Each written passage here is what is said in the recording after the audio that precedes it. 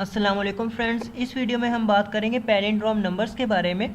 और हम एक कोड बनाएंगे जिसमें हम यूज़र से एक नंबर इनपुट करवाएंगे और बाद में वो मैसेज प्रिंट करवाएंगे कि ये वो नंबर जो है वो पैलिंड्रोम है या नहीं। ये चेक करके हम यूज़र को बताएंगे और हम इसे ड्राई रन भी करेंगे। उससे पहले हम ये जान लेते हैं कि पैलिंड्रोम नंबर से क्या मुराद है। पैलिंड्रोम नंबर से मुराद numbers whose reverse is equal to original numbers.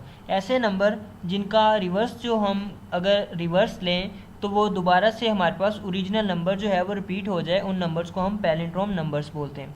या जिन्हें हम शुरू से पढ़ें या लास्ट से पढ़ें सेम ही वैल्यू हमारे पास आ जाए। ये एग्जांपल के तौर पर मेरे पास दो नंबर्स हैं। फॉर एग्जांपल ये है मेरे पास 12,321, 12,321। अगर इसका मैं रिवर्स करूं तो भी मेरे पास सेम ही जो ओरिजिनल नंबर है वो रिपीट हो जाएगा, 12,321। तो हम इसके लिए फॉर लूप यूज़ करेंगे और सबसे पहले नंबर का जो रिवर्स है वो फाइंड करेंगे और फिर लूप से बाहर हम कंडीशन यूज़ करेंगे कि अगर तो वो नंबर जो है उसका रिवर्स ओरिजिनल नंबर के इक्वल आ जाएगा तो वो नंबर पैलिंड्रोम है, और अगर ऐसा नहीं है तो वो नंबर पैलिंड्रोम नहीं है। तो इसका C++ में कोड बनाते हैं हम। सबसे पहले ये मेरे वेरिएबल्स जो हैं वो डिक्लेयर करवा दिए। एक रिमाइंडर नाम से वेरिएबल इंटीजर टाइप, और एक नंबर जिसमें यूज़र नंबर इंटर करेगा, और एक रिवर्स नाम से, इससे मैंने ज़ीरो से इनिशियलाइज़ करवा दिया, और एक पी नाम से मैंने वेरिएबल डिक्लेयर करवाया। अब ये पी नाम से मैंने वेरिएबल जो डिक्लेयर करवाया, ये क्यों करवाया? अब सबसे पहले मैं मैसेज प्रिंट करवाता हूँ कि इंटर नंबर, और नंबर के वेरिएबल में वैल्यू आ जाएगी नंबर की, जो भी नंबर यूज़र इंटर करेगा। अब वो पी नाम का वेरिएबल इसलिए मैंने इनिशियलाइज डिक्लेयर करवाया क्योंकि उसमें मैं ये जो ओरिजिनल नंबर है उसकी वैल्यू सेव करवाऊँगा। ये मैंने ओरिजिनल नंबर की वैल्यू जो है वो कॉपी कर दी इस पी नाम के वेरिएबल में। बहुत सारे लोग सोचते हैं कि ये वाली स्टेटमेंट लिखने से नंबर की जो वैल्यू है वो पी में ट्रांसफ़र हो जाएगी और नंबर में गार्बेज वैल्यू आ जाएगी। ऐसा नहीं होता हमारे पास। फॉर एग्जांपल मैं यहाँ पे एक और जो है वो वेरिएबल ले लेता हूँ बी, या मैं इसे दोबारा से ही कर देता हूँ। यहाँ पे मैं सी आउट करवा के आपको चेक करवा देता हूँ। सी आउट पी करवा लें एंडल यूज़ करके, जिसमें हमने नंबर की कॉपी की है, और यहाँ पे सी आउट नंबर करवा दें। अब मैं इसे कंपाइल करूँगा तो दोनों का आंसर सेम आएगा जो मैं नंबर इंटर करूँगा। नंबर में इंटर करता हूँ 12, सो 12 और 12 मतलब कि नंबर में भी 12 है और उस वेरिएबल में उसकी कॉपी सेव है हमारे पास। सो अब मैं वाइल लूप यूज़ करूँगा रिवर्स फाइंड करने के लिए, सेंटिनल कंट्रोल्ड वाइल लूप। यहाँ मैं कंडीशन यूज़ करूँगा number is not equal to 0। अगर आप सेंटिनल कंट्रोल वाइल लूप के बारे में नहीं जानते तो हमारी प्रीवियस वीडियोस को आप देख सकते हैं, लिंक आपको डिस्क्रिप्शन में मिल जाएगा। यहाँ पे सबसे पहले हम रिमाइंडर नाम के वेरिएबल में वो जो ओरिजिनल नंबर है उसका मॉडुलस लेंगे 10 से, तो रिमाइंडर हमारे पास आ जाएगा इस स्टेटमेंट के बाद रिमाइंडर वेरिएबल में। और फिर हम नंबर में वैल्यू अपडेट करवाएंगे, number is equal to number divided by 10, और उसके बाद रिवर्स नाम का वेरिएबल जो 0 से इनिशियलाइज करवाया हुआ है, रिवर्स मल्टीप्लाई बाय 10, और यहाँ पे मैं प्लस रिमाइंडर कर दूंगा। बेसिकली ये स्टेटमेंट हमारे पास रिमाइंडर में जो भी वैल्यू हो वो स्टोर करवाने के लिए यूज़ होती है, क्योंकि इस वाले पोर्शन का आंसर वो हमेशा 0 ही आएगा, क्योंकि रिवर्स को मैंने 0 से इनिशियलाइज करवा दिया। तो रिवर्स तो यहाँ इस वाली इतने पोर्शन का ये जो पोर्शन है, इस पोर्शन का आंसर हमेशा 0 ही रहेगा। तो रिमाइंडर में जो भी वैल्यू आएगी वो रिवर्स नाम के वेरिएबल में चली जाएगी। तो अब मैं लूप के बाहर कंडीशन यूज़ करूँगा। सबसे पहले मैं इस नंबर को मैं सी आउट करवा देता हूँ, see out reverse of number is, और आगे रिवर्स नाम का वेरिएबल जिसमें रिवर्स हमारे पास स्टोर है एंडल। अब मैं यहाँ पे कंडीशन यूज़ करूँगा कि क्या वो जो ओरिजिनल नंबर है वो हमारे पास रिवर्स के इक्वल है। अगर तो ऐसा है तो मैं यहाँ पे मैसेज प्रिंट करवा दूँगा कि number is palindrome, number is palindrome. और अगर ऐसा नहीं है तो इसके एल्स केस में मैं लिख दूंगा नंबर इज़ नॉट पैलिंड्रोम। यहाँ पे इसका एल्स केस यूज़ करेंगे, एल्स। अब मैं इसे कंपाइल करता हूँ, रन किया, इंटर नंबर, नंबर में एंटर करता हूँ 12,321। रिवर्स ऑफ नंबर इज़ 12,321 और नंबर इज़ पैलिंड्रोम 12,321।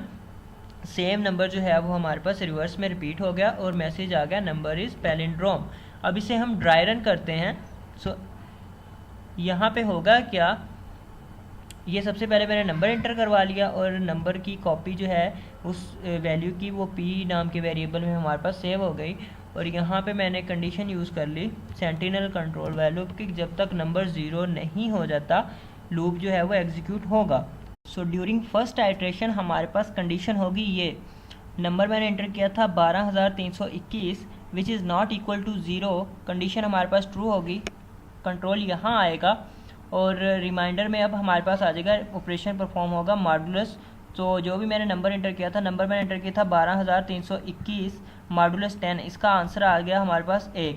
अब यहाँ इस लाइन पे कंट्रोल आएगा और नंबर डिवाइडेड बाय 10 करेगा। नंबर हमें 12,321 और डिवाइडेड बाय 10 किया तो हमारे पास ये आंसर आ गया 1,232।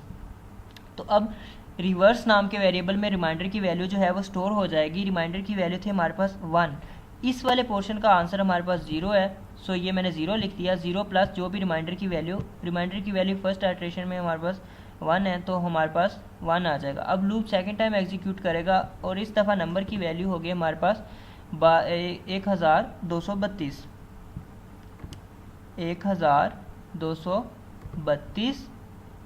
और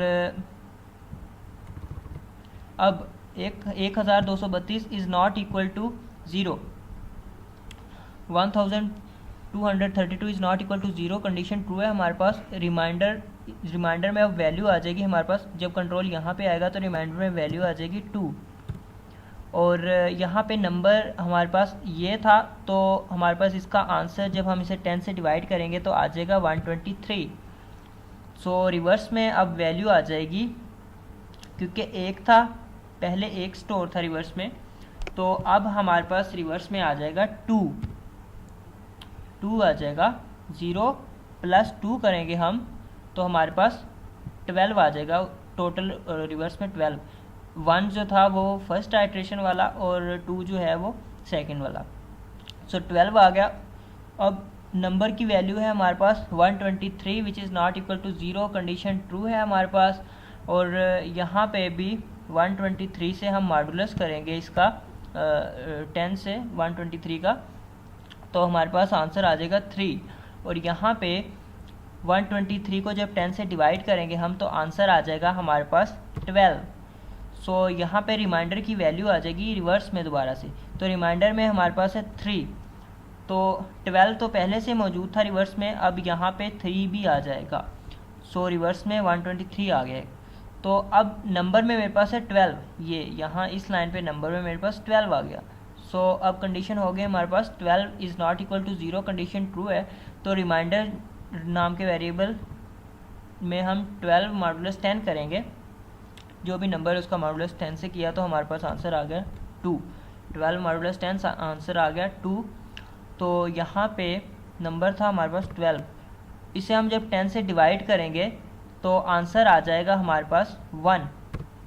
2 जो है वो रिमूव हो जाएगा, तो अब नंबर में है मेरे पास 1, तो यहाँ पे रिवर्स नाम के वेरिएबल में वो वैल्यू जाएगी जो रिमाइंडर में है।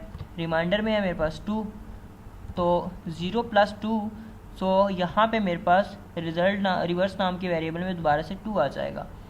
तो अब रिवर्स नाम के वेरिएबल में आ गया 1,232।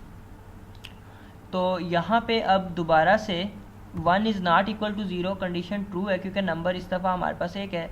1 इज़ नॉट इक्वल टू 0, तो यहाँ पे रिमाइंडर में होगा क्या हमारे पास 1 मॉडुलस 10 होगा। तो तो आंसर आ जाएगा 1। और यहाँ पे नंबर में मेरे पास आ जाएगा, पॉइंट्स में वैल्यू आएगी तो 0 आ जाएगा, इंटीजर है, पॉइंट्स वाली वैल्यू जो है वो स्किप हो जाएगी। सो नंबर जो है वो 0 आ जाएगा मेरे पास। तो अब यहाँ पे रिवर्स में रिमाइंडर की वैल्यू जो कि मेरे पास थी 1, वो आ जाएगी और यहाँ पे 1 आ जाएगा।